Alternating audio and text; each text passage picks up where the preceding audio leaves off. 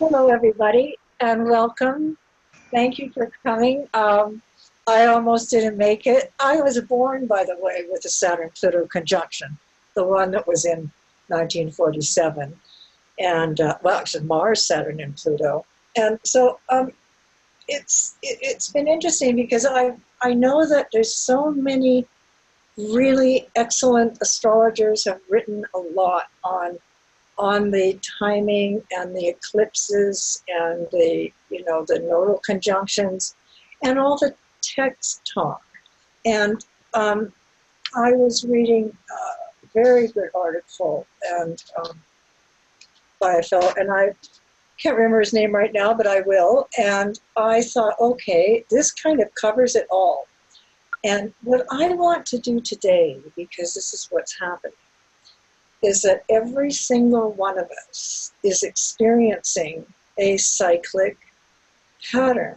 And the last time that's most recent in our history, where we had the Saturn-Pluto aspects, was back in, it was back in 1931. Saturn and Pluto were in opposition to each other.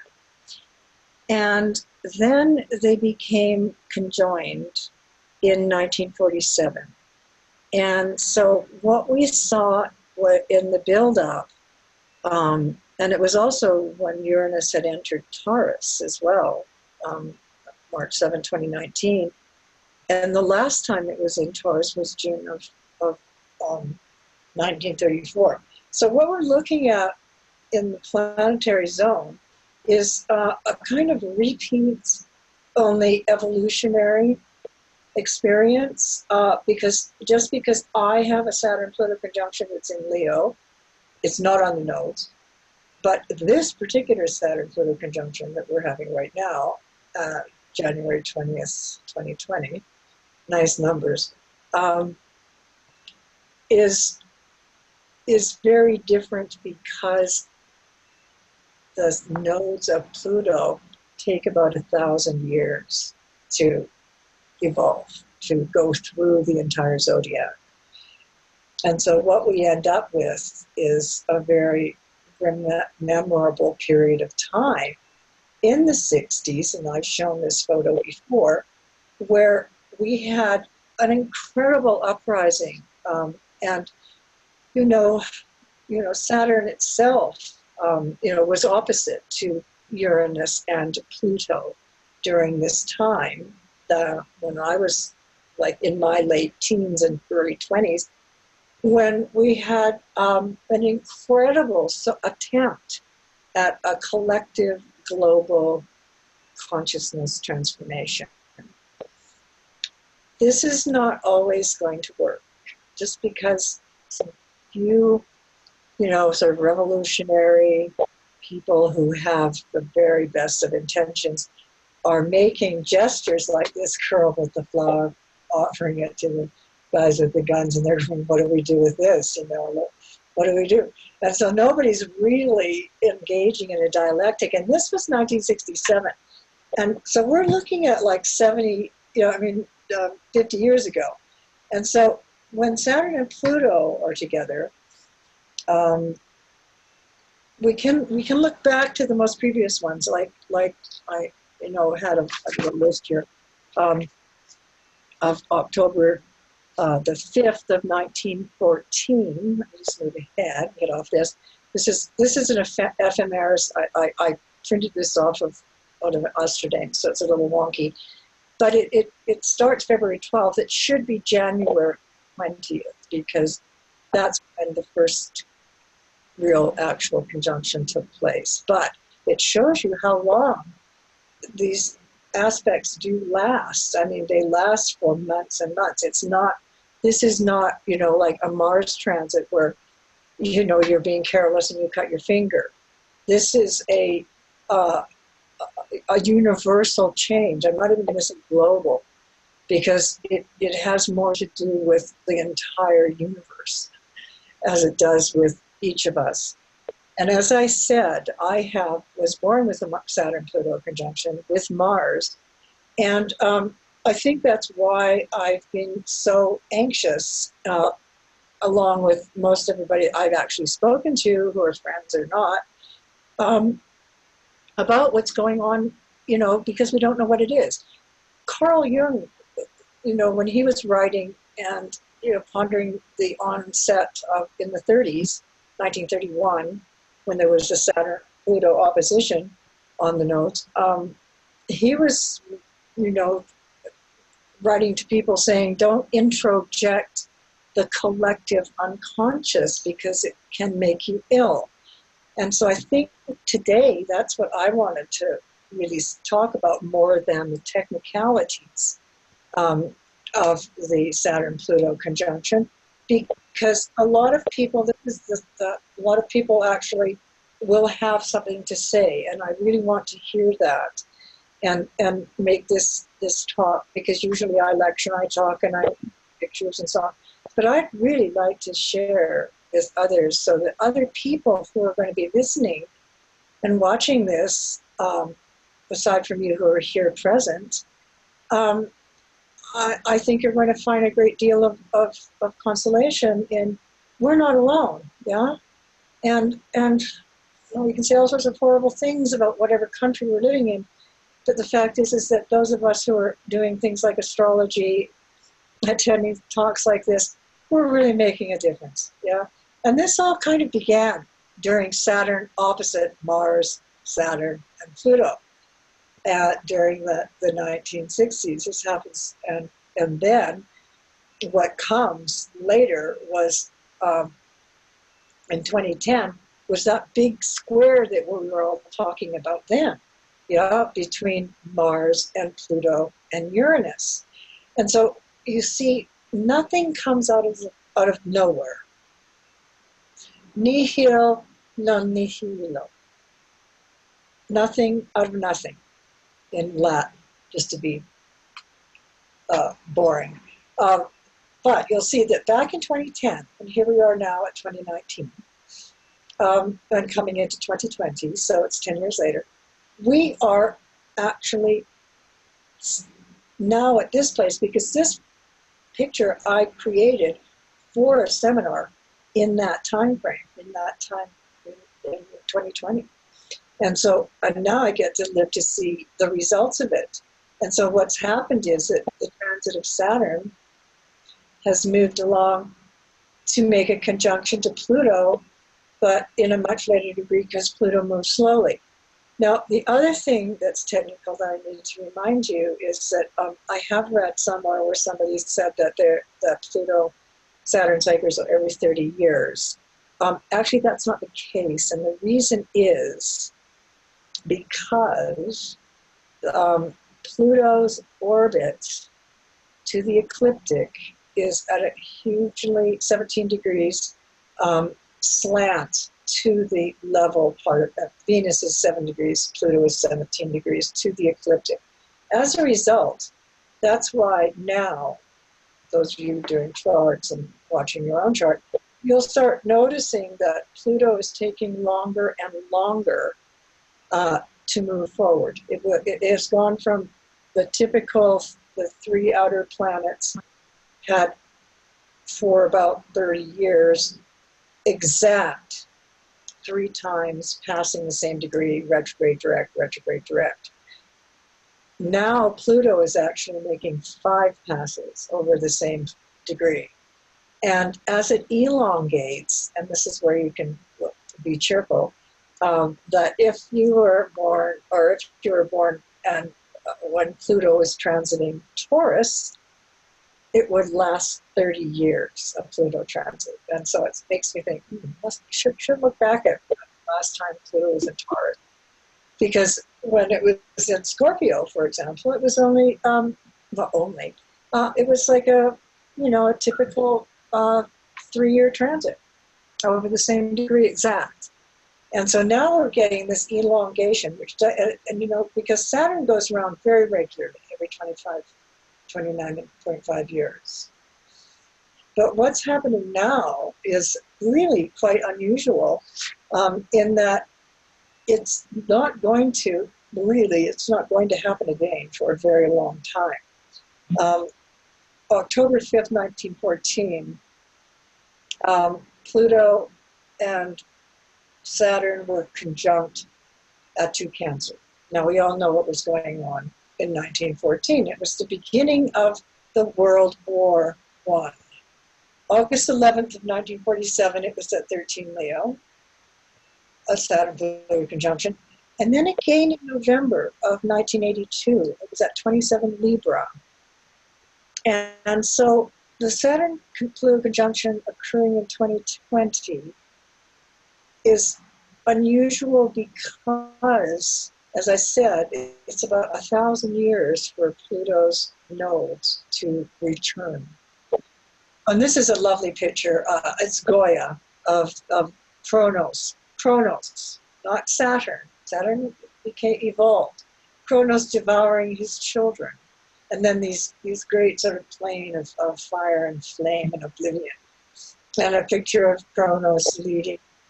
You know, he actually was the youngest and the first leader of the Titans. And they were divine. I mean, he was actually born of heaven and earth.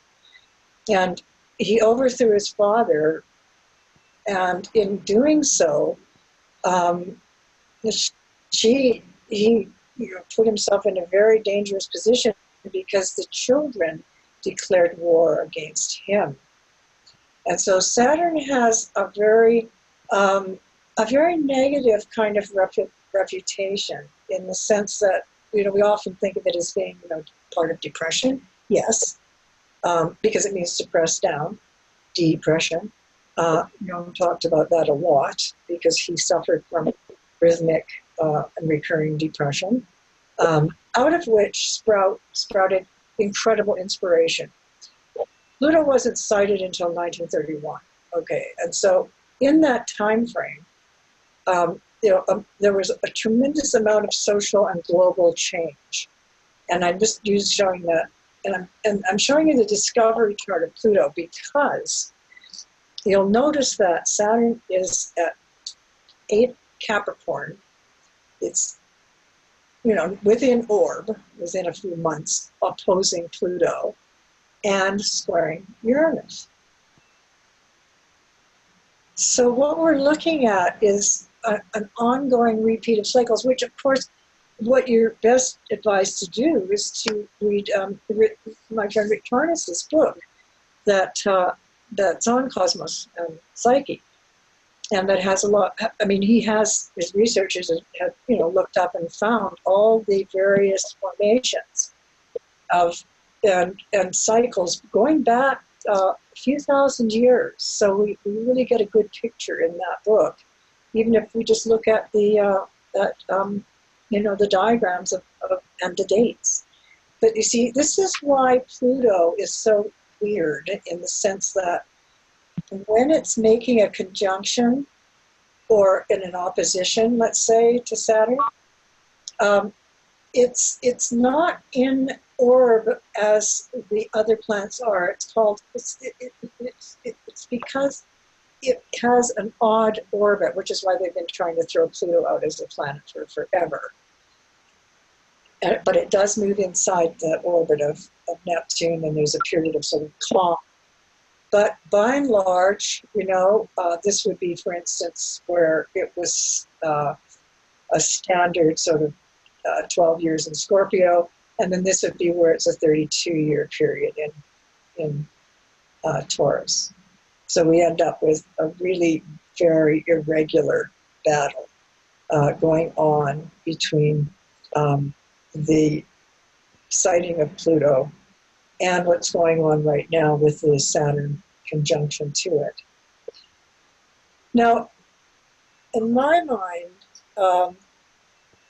being fairly Saturnian, I find that Pluto or Saturn is, yes, it's about lessons. Yes, it's about learning how to, grow your authenticity within your boundaries, okay, so that you're not overspilling them. In other words, rather than becoming autocratic, you become auto-responsible, so that yourself is at this stage with Saturn conjunct Pluto, really looking at all the wealth and value that you have in your heart and system and mind to really restructure the way you've been experiencing the world around you. Because the world around us is actually becoming increasingly more alarming, but then that's not new. I mean, it has periods where people go mad, and there are extremely dangerous situations that arise. Most of us don't have that happen, which is really good, I'm happy to say.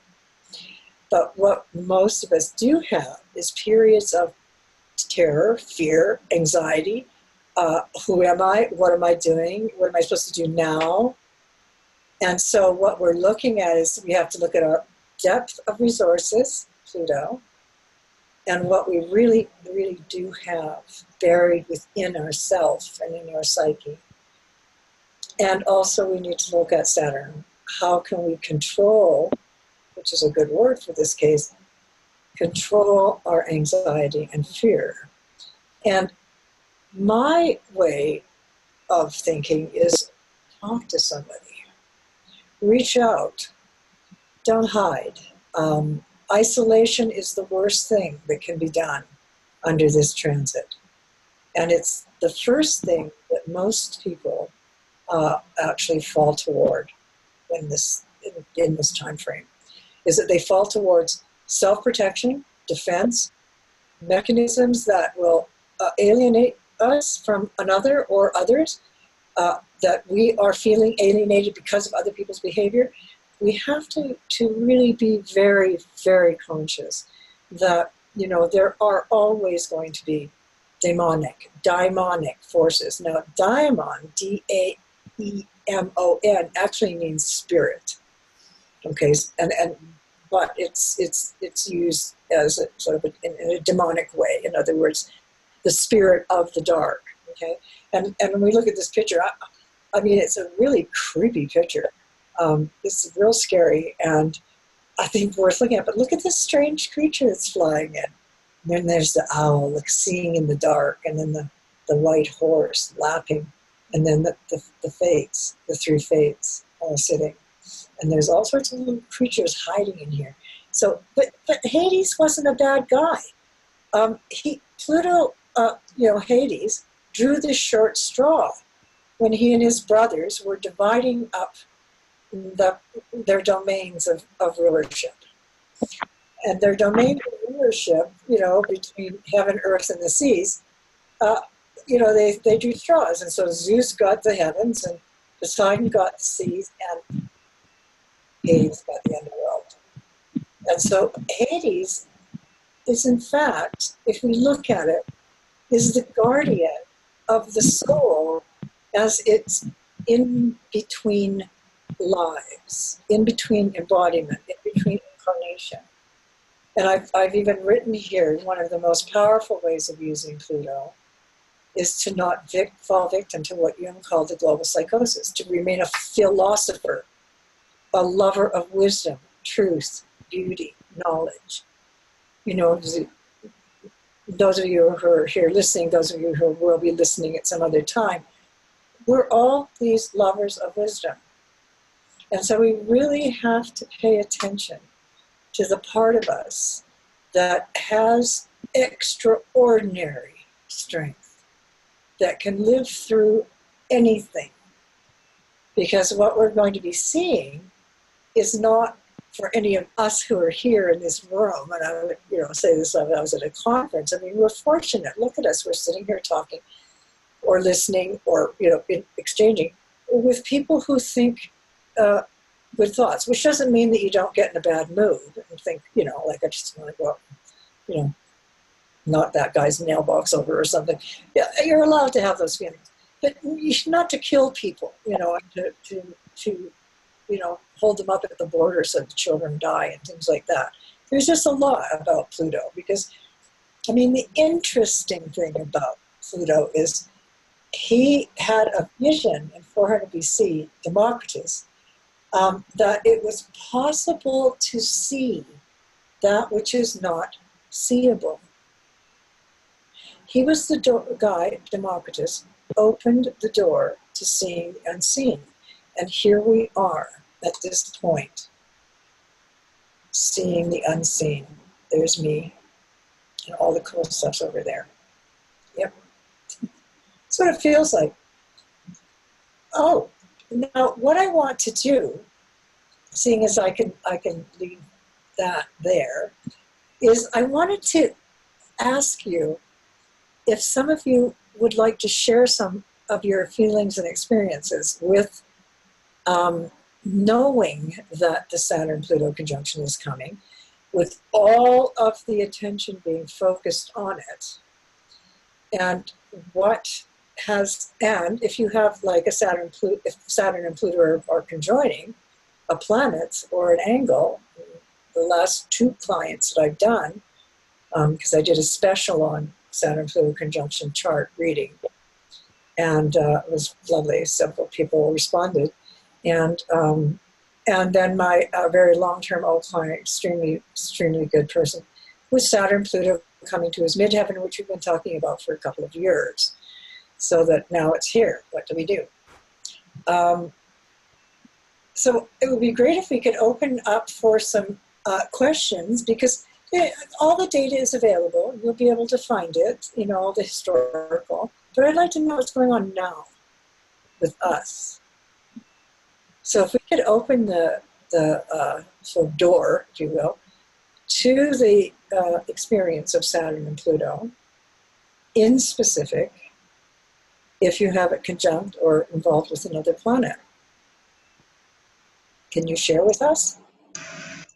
Okay, if anyone has a question and anyone here would like to share, let us know. I do have volunteer charts, which I can put up on the screen if you need them. Oh, okay. How do I get, I'm sorry, Marianne, every student is always different every time. How do I go to the others, to you guys? You mean you want to go back to, you want to stop the share of the slides?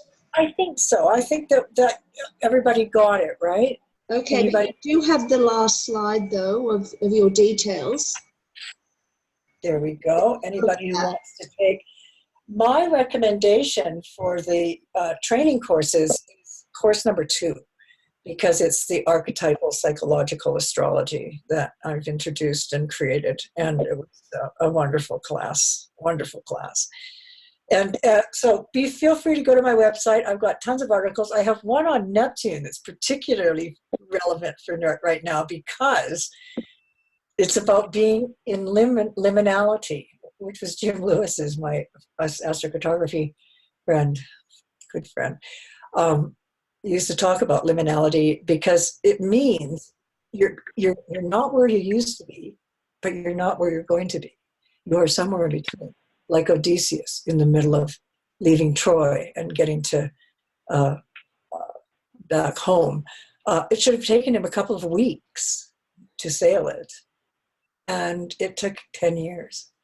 And so these sea journeys that we go on in our psychological state are really important. And so I thought it'd be really interesting if we could hear stories from other people.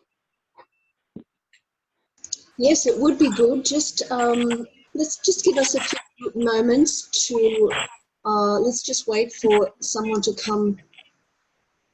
How do I open the window to see people? You would have to stop the share. So it's at the top. That's it. So there you go. Here we are. See, okay. I'm well behaved. I respond well. I just need direction. I do have some of the charts of the people here, a few of them, if any of them want to interact with you.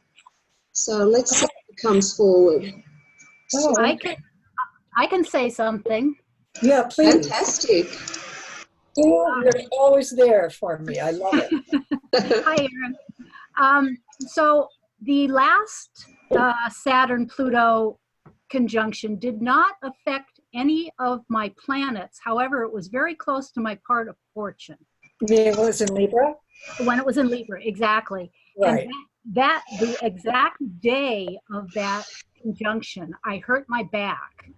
And Oh, it was a so type of thing that has affected me ever since then. I mean, it totally changed my life. It changed, how, because I had to heal myself, and and I had to get back on my path, yep. and a lot of things. So the one coming in Yes.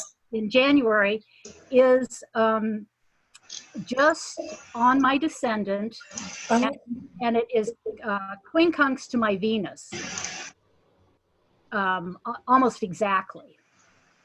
And it feels like I'm kind of going, it's kind of like a culmination of the healing process that I started in 1982 is coming to where I can now maybe even share my, natal chart's good enough. Natal chart, good.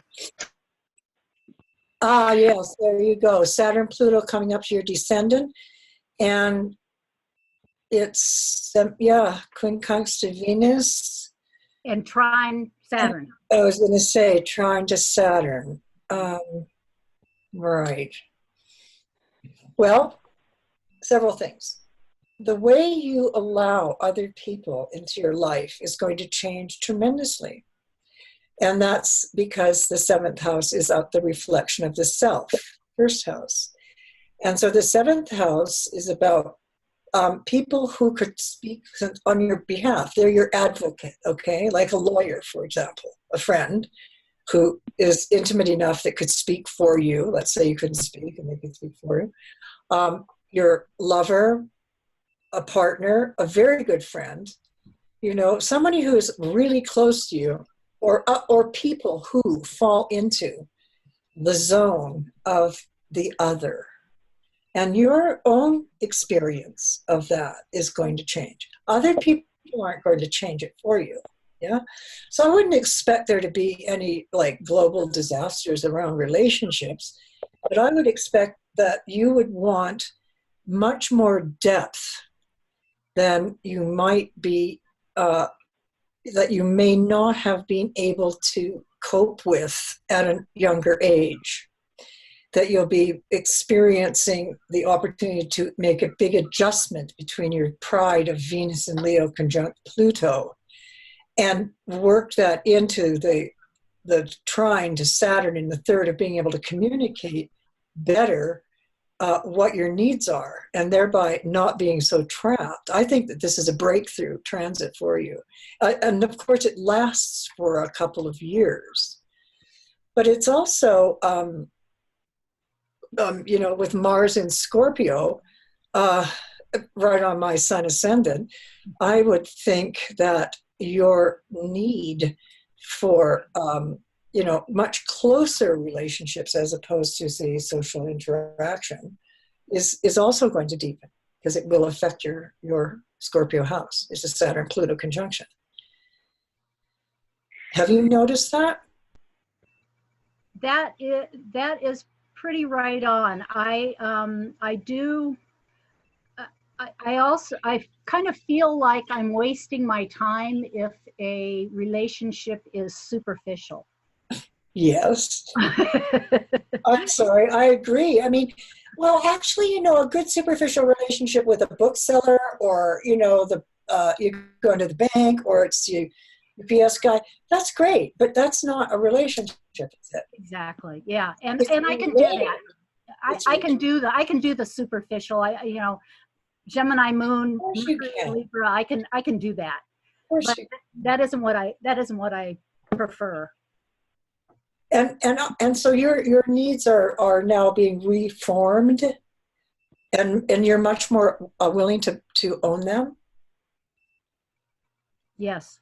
That's very true. I spent a lot of time not knowing what they were. That's really painful. I mean, what you've been through and are going through, even though Saturn is in your by transit, it's in your sixth house because it's at 22. But it's been over years. It's still affecting. I mean, you're still resonating from, what the experience was when Saturn went over your descendant, and then Pluto much, much earlier. But yeah, I think that the quincunx of Venus is definitely about changing your self-worth. What are you worth?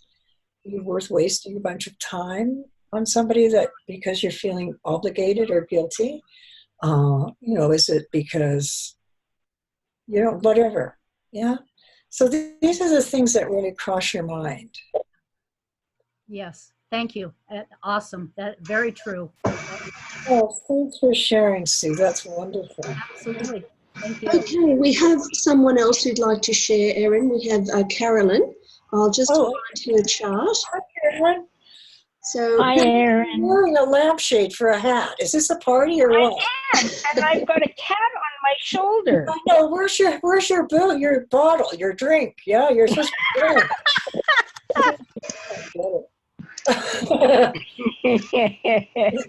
Anyway, sorry. That's funny. It's good to see you, Carolyn. Laughing is good. Okay. Oh, God. I mean, if you'd have seen me before this, you would never know. I believe it. There you are. Okay, so what have we got? We got Capricorn. What question? Saturn and Pluto are going into, they're at your midheaven. Sorry, duh. They're going right over your midheaven. So this has a tremendous amount to do with reclaiming, if you ever gave it away, your capacity, to really, enjoy and take charge of situations with other people and to feel your own power. The client that I had yesterday is a very long-term, like 12, 15-year client, 15 years. And he's grown in his law firm tremendously. He has had Saturn and Pluto going. We were waiting for Saturn and Pluto to come to his ascent in heaven, which it has done now. And what it is that you're coming into a time period where you really have to accept and own your power in your vocation, which isn't just about like studies and learning. Vocation is a calling. Vocare, to call in the Latin. You're being called forward to consolidate your, anxiety and fear of exposure and people seeing through you. I mean, as if they are, and they're not. But you think they are. But that's going away because suddenly you're just going to stop caring about what the hell other people think of you. I mean, it doesn't mean that you're going to start being rude. But it means that it won't bother you. You will feel that you have been stripping away this desire to be, ideal and, perfect and, everything that you might not be. And now it's not a complex anymore. It's like a complex breaking transit, and that it is in fact making a pretty close sextile to your natal Mars and your Chiron in the 7th house. So my Evolutionary is 100 degrees here. So you have Saturn and Pluto at the midheaven, sextile Mars-ish, and exact Chiron. So all the wounding that you experienced in your one-to-one relationships in the very early stages of your life probably will come up to replay them for you. This is not there's a lot of tears that go along with this transit. A lot of emptying the self of the salt of, the salt of healing. That's what tears are. Is it, as we let our tears go, the salt is like healing. I mean, salt cures meat. Salt is, the ocean. It's our body. And so for you to, privately experience your grief and loss and to put it in its place, I think is going to be the biggest outcome for you after this Saturn-Pluto is finished. But you have to allow yourself to just let go, because nobody's watching. Nobody sees it, your grief.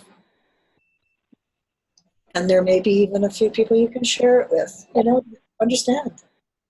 And that's what really matters with Saturn in midheaven is people who really will give you a sense of being an important, a valid person.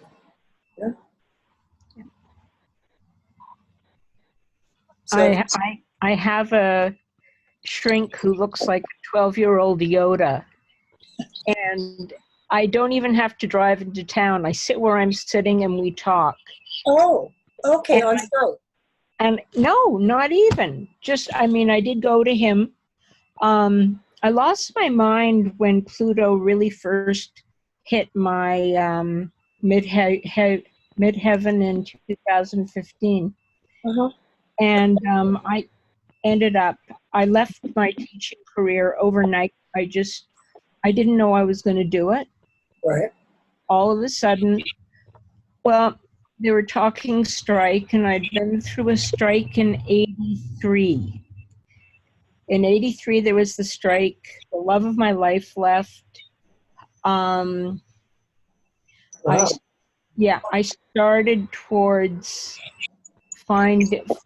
leaving teaching that time because of a strike. It's true. And this time again in 2015, I left it. Anyway, all to say, I just feel like, especially in the last few days, I Yeah. have joy that I haven't experienced since I was in a classroom with kids. Joy? Joy. Oh, Sitting in. that's fabulous. So that the grief is now becoming good. And you do have a Venus trine to Jupiter. And the midpoint in there is Libra, and it's Neptune. So I mean, you have it's a wide midpoint, but Neptune sits between Venus and Jupiter, and so your optimism level is really high. I mean, it's very hard to put you in a place of desolation and an utter feel of there's no future, there's no hope, except for that transit. And so what I think you've done is you have offloaded a tremendous amount of emotional baggage that you just can't carry anymore. It's just too much. And this is a time when all of us, but I'm speaking to you personally, but every single one of us has to drop the baggage that they really can't carry anymore, and to stop grieving for whatever it is that you haven't done. And I feel there's also an opening for a way for me to use the talents I have in a different way. I'm a teacher. yeah. I was a teacher within the school system. Well, you were very good and ideal. Yep, Sun 8 Libra, right on my moon, conjunct Neptune, with the moon at 26 Virgo. Of course, you're a great teacher. I mean, you really care. And you see the student body and the individuals. Yes. Keep them right away. I mean, when you walk into the room and it's the first day, you look around the room and you can tell who needs something, who's going to be trouble. Where's the shadow? Oh, she's going to be the one. That kind of thing. I mean, your skills are not diminished. I mean, that would be great if you could find an independent way of using them. Yeah, I don't know. My progressed moon is going to be transiting my natal ascendant in November. Well, that's a rebirth.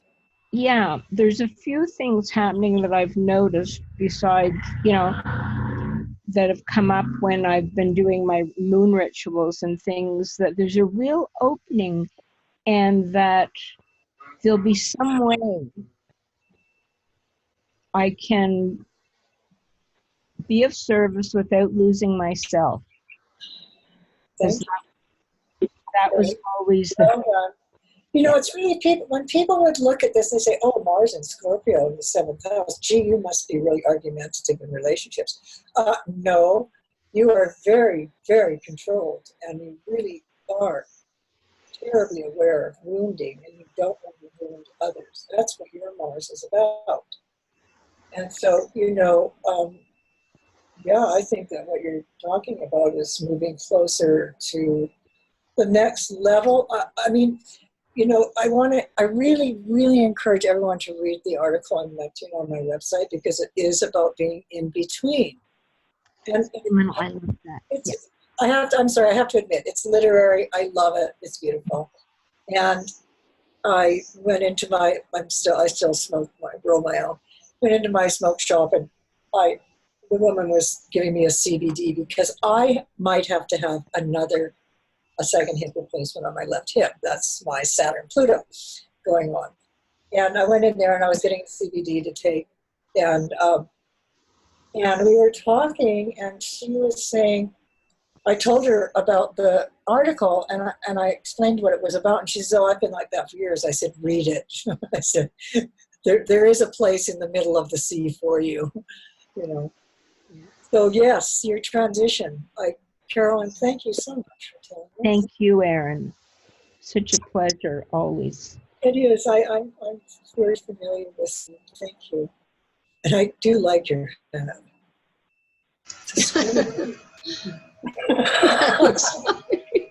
Thank you for presenting yourself with a lampshade on your head.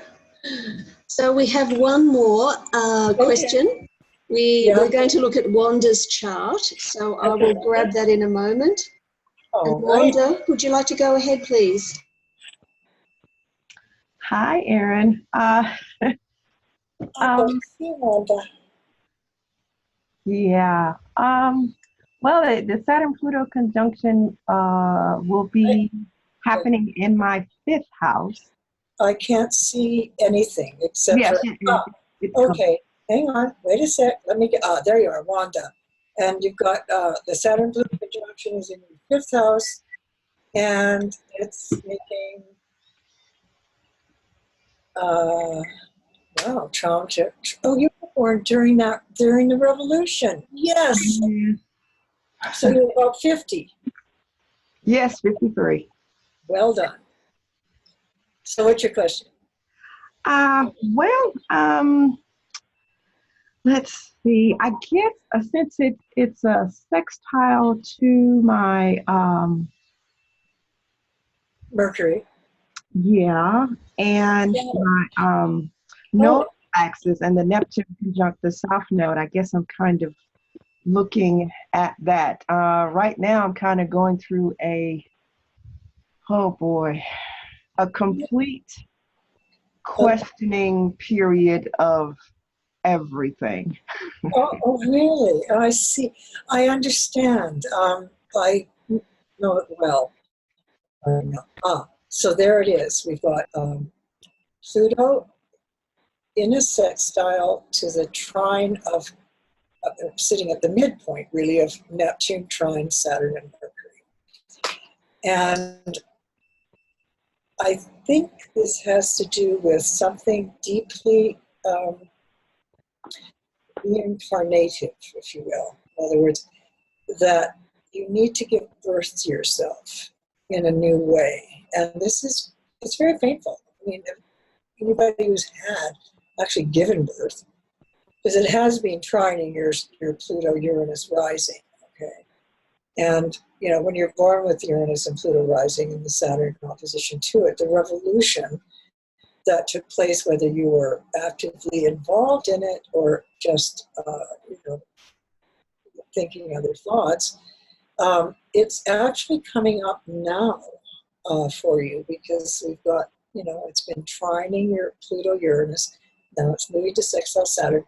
What is it about your relationships that you need to regain a sense of giving but not giving away? Pisces and Scorpio together are probably the best servants in the world. And the idea with Pisces is to serve, not suffer. And I think the break of the pattern, because it is sextile, of Pluto and Saturn coming together in the fifth house, saying, for me, my creativity lies in the area of reorganizing my responsibilities toward other people and being able to accept that I am basically a dreamer. You're a dreamer. You were born under that revolutionary Saturn, Pluto, Uranus. You have Neptune in your third house at 21 degrees of Scorpio, which is, of course, well trined to Saturn and Mercury and Chiron, and you've got the dark moon Lilith in there. So, I mean, it's not a horrible transit, but it does make you, maybe make you feel, I should insist that it does, that you need to do something more creative with yourself, that you really need to find a medium in which your creativity is actually visible, that you can see it, to make it real, to make it hard, hard copy. So do you write or paint or sculpt or anything like that? Not well, a little bit. I have been working on my garden, and as far as doing container garden, vegetable container gardening. Oh. But it seems like every time Saturn, Pluto, Saturn, going, yeah. Sorry. But it's like, it seems like every time I get going, something comes up where I'm being asked to put aside what I need to do in order and sacrifice myself for others. And it's real, like you really do have to do this, right? Yes. Okay. I get it. The reason I ask that is because, sometimes we, but if it's very real, very necessary, and it would be absolutely against all rules of love and existence to not do it, then I'm going to have to say that is very much Saturn Pluto, is that you are being forced into service, wherein you are not able to resist, and you have to do it, and it will end. I mean, not the people that you're doing it with, but this feeling, and also the resultant experience of the Saturn Pluto in the fifth house of love given, and the 11th house is love received. So it's like children. You have to look after your children. You have to nurture those who are weaker than yourself, and you do have to do it. And it is a period of time in which it will, because astrology is never because of anything. With the trine, the midpoint, it's sitting at the midpoint of Mercury and Saturn and Neptune. I think that when they finally get out of this exactitude of aspect in 2021, that your year of penance, if you will, or giving, and voluntarily, but with responsibility, will be over. But the consciousness that comes with it, I think that's where you're examining your sense of obligation toward others. With all that Pisces and the 7th, you must feel that you were born to do everything for other people. And you actually have Pluto and Uranus rising, which says you were born to be a powerhouse and to, really look closely in at the side of life. Yes, definitely. But it's in the past, it has come at the cost of my health. And I feel like I'm at a point where I have to make a choice. And I can't go back to doing things in that manner before, because I say my health always, that was the price that I paid. I can see with the moon in the 12th being able to pick up the collective unconscious on an emotional level, and it being in opposition to the house of the body. The 12th house is the psyche, and the 6th house is the soma, the body. So it's psychosomatic. And so our bodies and our souls are intermingled, and there's no sort of clear boundary, which is where I think this comes in. because it is Aquarius. You have Venus in Aquarius. You can split off. You don't have to give up your body and soul to others. But yes, I can see where that your health, and it would usually probably be the feminine organs because it's Venus and the moon. And there's also maybe something that has run down through your family line, and that it comes from something much further back, into childhood. And breaking old patterns, archaic patterns of childhood in, the turning point of life at 50-ish. In my book on midlife and aging, I go into, quite a bit of detail on various things that happen to us at the ages of midlife and aging. And I think it's going to be very important for you to, start saying no, which is very hard for you to do. I don't know too many Piscean, Virgo, Aquarius types of people that can say no. And Neptune in Scorpio is not a no-sayer. It is I'm in there for you. I'm in there to save your life, basically. Thank you. Does that make sense to you then, Mo? Yes, it does. It definitely does. Good. I thought so. I'm glad. Thank you. Okay, Erin, those readings were, excuse me, amazing, fantastic. Thank you so much. That brings us to the end. We're close to the end. Do you want to leave us with any final thoughts on this Saturn-Pluto conjunction, or? Yes, I think that, I don't want to stress too much being miserable and unhappy and freaked out. However, having said that, it's real. So if you're afraid, if one is afraid and you look around and there's not really anything to be afraid of except maybe an argument you had with a friend last week, which you can repair, but there's nothing evident in your immediate surroundings, then some of it seeps in through the media.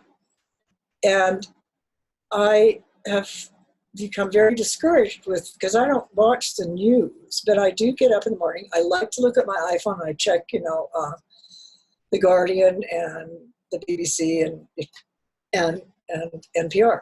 And everything in the last couple of years, and it's been very subtle, has changed to be, it's all about death and destruction and negativity, all of it. And so I've had to go, I am so disappointed, because that was something I looked forward to every morning, was have my coffee and, read the news on my iPhone and then get to work. And now it's like, I just keep flipping through because there's just too many, for instance, I just found out by this morning that bin Laden's son has been assassinated. And I went, whoa, this is going to cause a big problem, because basically all hell will break loose. When I was traveling through Yemen, we passed the bin Laden palace, and it was absolutely stunning. But, things are happening on a daily basis now. And so I think we need to really, rather than look out at seeing how horrible things are, is to look within ourselves. I'm trying this myself, I promise you. I'm not just yapping on. Of how do I find my own boundary, Saturn, so that I can contain the wealth that Pluto guards in my soul as an Earth person? Because Hades, as I mentioned, drew the short straw. That's why he ended up as the guardian of all of Gaia's wealth. And we're in an environmental crisis as well. So I try to find a place within myself where I can put, some boundary of consciousness, of awareness, not trying to pretend it's not there, but to say, okay, that is happening. Many people are suffering. Some of them just down the road from me in New Mexico, literally. And I am not God. Yeah, I'm not God or a goddess. I am a human being. So I can't actually make that kind of difference, but I can make a difference in myself, which would rub off on my friends and my children, because I have grown children, 50, 49, grandchildren, 22, 3 grandchildren in that age bracket. And, my own anxiety is easily transferred onto them. They have let me know. They have let me know that there is a limit to what they can have and what I need. And it was a very wise discussion that I had with my kids the other night about the situation that was going on. And I said, well, we all feel it. But we don't have to all extroject it, like project it out onto others, or say it must be the mailman because my mailbox fell apart, things like that. So, it seems very simplistic, doesn't it? But it basically is all we can really do when it comes to global affairs. And it doesn't bode well.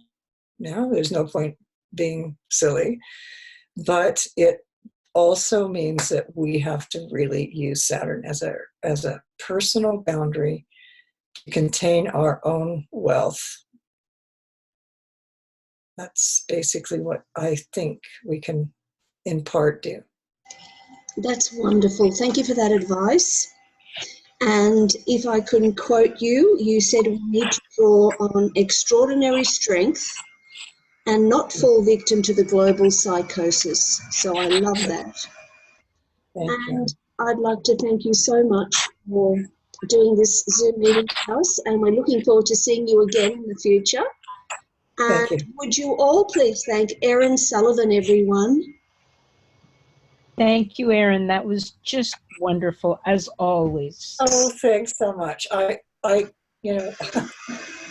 love you all. I love you. We love you too, Erin. Thank you so much. Okay. I second what Carolyn said.